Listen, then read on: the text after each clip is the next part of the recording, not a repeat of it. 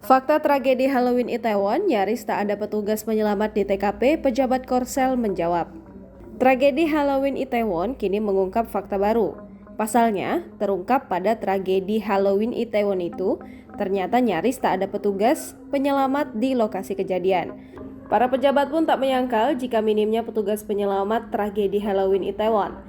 Seperti diketahui, saat Korea Selatan berduka atas tragedi Halloween Itaewon yang menewaskan sedikitnya 154 orang, muncul pertanyaan tentang bagaimana bencana semalam itu bisa terjadi di daerah populer di mana orang-orang diketahui biasa berkumpul. Tersiar kabar jika saat tragedi Halloween Itaewon terjadi, bahkan nyaris tidak ada petugas penyelamat. Benarkah demikian? Mengapa bisa saat pesta sebesar itu tidak ada petugas hingga tragedi Halloween Itaewon terjadi? Seorang pengunjung bernama Suah Cho yang berusia 23 tahun sempat terjebak dalam kerumunan. Namun ia berhasil menyelamatkan diri ke sebuah bangunan di sepanjang gang. Saat ditanya apakah dirinya melihat petugas yang mencoba membatasi jumlah orang yang memasuki gang, ia menjawab sebelum kejadian tidak sama sekali. Sedangkan saksi mata lainnya menggambarkan situasinya menjadi semakin memburuk. Mereka mengatakan dapat mendengar orang-orang meminta bantuan untuk orang lain karena tidak ada petugas penyelamat yang dapat menangani semua itu. Lalu apa yang dikatakan para pejabat terkait tragedi ini?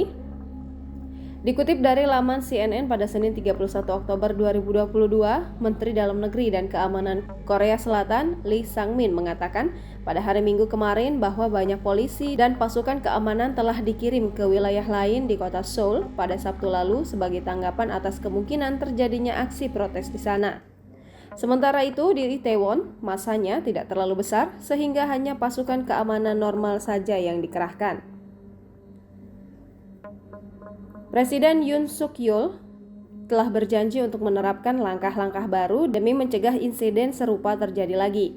Pakar Manajemen Bencana dan Analis Keamanan Nasional Juliet Kayyem mengatakan, sebenarnya tragedi Halloween Itaewon mematikan ini dapat dicegah sejak awal.